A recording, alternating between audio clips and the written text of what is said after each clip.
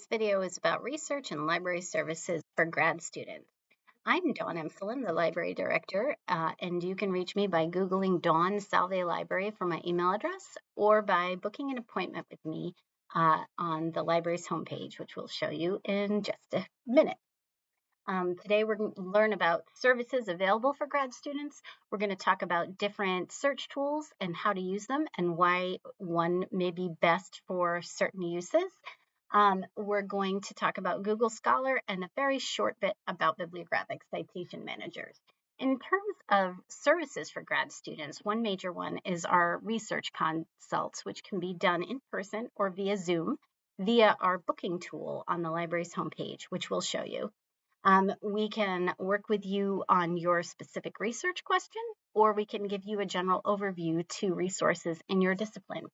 There is also a library chat, which is great for quick questions and tends to be staffed until 7 p.m. Sunday through Thursday. And we also offer interlibrary loan of mostly book articles, book chapters and articles, but we can also do print books if they are Salve or our Helen partner libraries, not libraries from outside of our Helen, Rhode Island, and Mass Library Consortium. Our subscription resources are broad, but we can also help you find online resources as well as using advanced search options within Google and other search tools. In terms of our main article databases, the big three are JSTOR, EBSCO, and Proquest. They all function a little differently in terms of their search and their content. JSTOR is particularly strong in the humanities and tends to have a retrospective database, which means that the articles within are from 5 to 10 years old, and the keyword searches that we do there, that you do in EBSCO, are searching the full text of the article. So that can mean that your results are not as relevant if you haven't hit on exactly the right search words. So sometimes it's a good idea to narrow down the specific language scholars are using to describe your topic if you are running into that in JSTOR. You can also use advanced options within JSTOR to narrow by discipline and by date and that sort of thing. There's also a large ebook collection in JSTOR, which, separate from the articles, goes right up to the present in terms of its copyright date. EBSCO Host is our other major database. It has coverage across the scholarly disciplines right up to present, although some of our publications do have a year or two embargo or are a year or two old. Keyword searches in EBSCO are different in that they are only searching specific fields such as title, author, journal title, and abstract and subject heading. That means that when you do a search in EBSCO, sometimes if you are using too many words or words that are different than what the scholars are using, you may get no results. So again, it's great to identify what words the scholars are using and in other search tools, and Google Scholar is actually pretty good at helping with that. In our Proquest databases, it's coverage across the scholarly disciplines right up to present. Proquest also has a large newspaper collection, so it can be very good for doing research in those types of publications. Proquest has more of a JSTOR functionality, a little bit more Google-like, where it will retrieve lots of results, no matter what words you use, but they may be irrelevant if the words aren't specifically tailored to the language scholars are using on your topic. So just something to keep in mind if you're feeling frustrated when using these tools and they're not coming back with exactly what you need.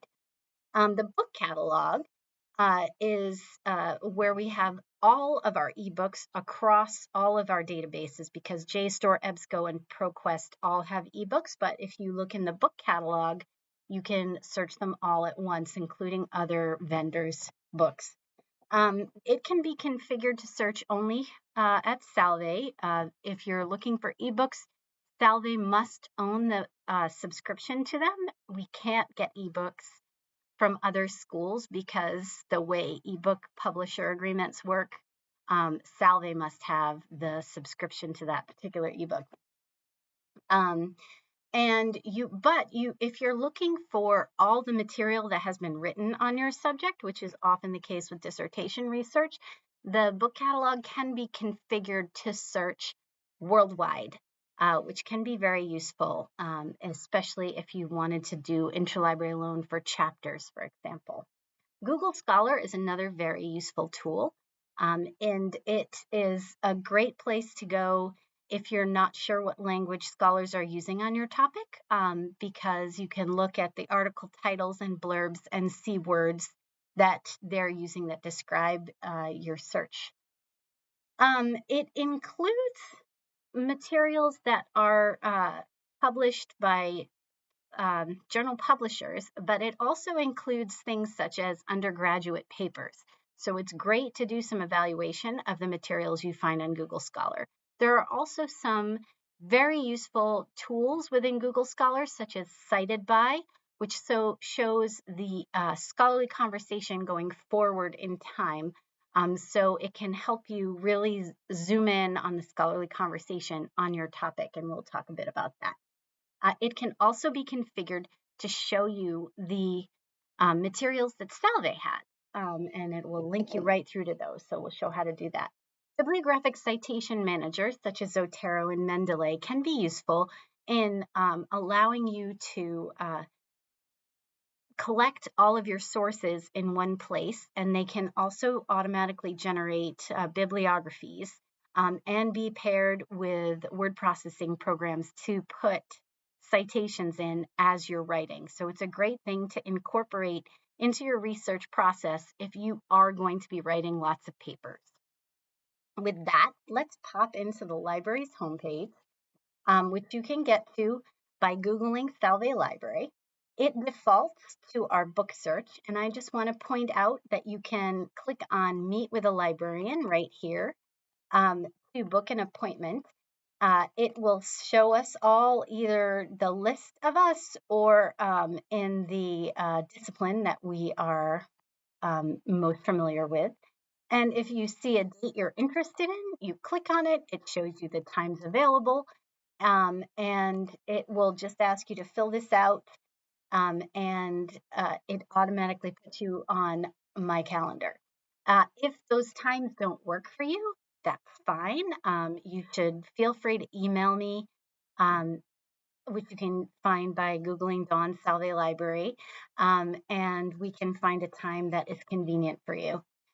The library chat is also on our homepage, and you can type a question in here if it says that there is a librarian staffing the chat. From the book search, we'll be searching the book catalog, and we can try a search such as Yemen military and see what comes back. Note that I'm using very few words. The book catalog is like EBSCO in that it only searches the title, author, and summary field. Often there's a summary or content note. So if you use too many words, you might come back with no results. We'll take a look at this ebook, and this is our Proquest ebook. There are certain features that are the same across all of our ebook vendors. If we click on Read Online, we can see them. So we're going to click on Read Online. You will see these little quotes. You'll see this, the little quotes is sort of the universal symbol for get citation, and you can choose your format. You can also search within the book, which is also a common feature. So if you're interested in Saudi Arabia and Yemen, for example, it will show you how often that term shows up. And if you click down, it'll show you even the context in which it shows up. So this can be a great efficiency tip for searching ebooks. If we go back, there are other ebook vendors. This one is Bloomsbury, for example. You'll see your citation right there. You can download, you can see the specific contents within and jump to those chapters. And if we, let's see if there's another vendor that we can look at. We do have a lot of Proquest ebooks, but we also have a ton of EBSCO and JSTOR. So don't be too intimidated by the changes in the interfaces. You will look, for example, in EBSCO to see the full text that we just saw. In Proquest, we click on Access Options, PDF Full Text, and then we get our option to, right here, this little magnifying glass, search within. We could look for Saudi in here and see what comes up, and it'll show us a similar thing that we saw in Proquest. We can also get our citation in whatever style we prefer. And we can also, when I usually want to download chapters, I often, sometimes there's a page limit. So you can read the entire book in this interface, or if you wanted to download a PDF, you click on print and then print the PDF, and it will, see right here, save this PDF, and it'll give you your chapter. Let's go back to articles. And if we are searching articles, we try our search here. The first thing we want to look at is how many results come back. So how successful was our search? And right here we see we got 6,000 results. We may choose to limit our search up here. So like, for example, we can limit by date right here. These are all common across all of our search tools, the ability to limit by date. We could, in EBSCO, you can limit by, if you only want peer-reviewed. And you can see that there are still 1,500, so you may want to add, another term in there if it is relevant to your search. So here we can see this one comes up. And these are the subject headings. So you may find a subject heading. Again, EBSCO is really convenient in that it provides these subject headings. There may be a subject heading that is really specifically on your topic. And if you click on it, it will do the search again based on that subject heading. So all the articles are exactly about that subject heading. So we clicked on this and it redid our search. If we click on access options, you may see this come up, find full text, request this item. If you click on it, it will search. We're now searching only in our EBSCO databases. This will search across all our databases to see if this article is available. But in this case, it says it was unable to find direct full text links. No problem. Click on request through interlibrary loan, and the request will be automatically filled out with your info. If you were logged in to access EBSCO, it'll automatically fill in all of your info. So that's a really convenient thing. You can also limit only articles that are available in EBSCO by clicking the full text in EBSCO or other databases. So this is another approach. You also notice that we have different language articles in EBSCO as well. Let's go back to, the other thing that's a little tricky with the new EBSCO interface is getting the citation. So if you click on these three buttons, that's where the site is hiding. Access now, you may also in your access items see the PDF. So if you click on that, it will open the PDF in EBSCO, and you can download it or save it or cite it, however you like. Going back, if we look at our JSTOR databases, If we do our search for Yemen military again, we can see we got quite a few results. And what we might do is, I noticed in our ebooks that Houthi was spelled a different way than I'm used to, and that's something to keep in mind when you're thinking about how scholars refer to your topic. It's good to keep in mind that Houthi might be spelled in different ways, and you might need to try both ways and see if different results come back. So if we were interested in that, we see that that narrowed us down quite significantly.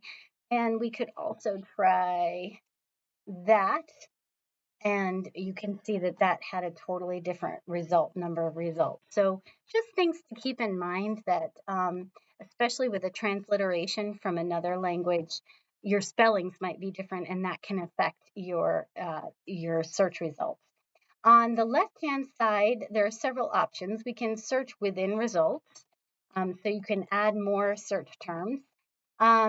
You can also limit by date right here, or another thing that EBSCO offers is JSTOR offers is the ability to search through the lens of a discipline.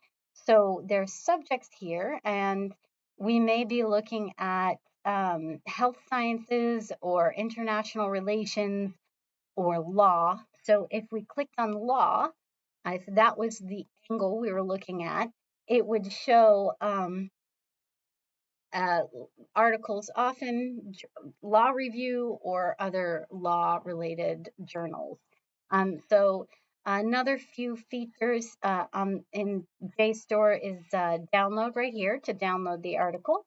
In JSTOR, it's great to remember that you can do a Control F or Command F if you're on a Mac, and find all the occurrences of your interested search terms, to make sure that the article you're looking at is relevant.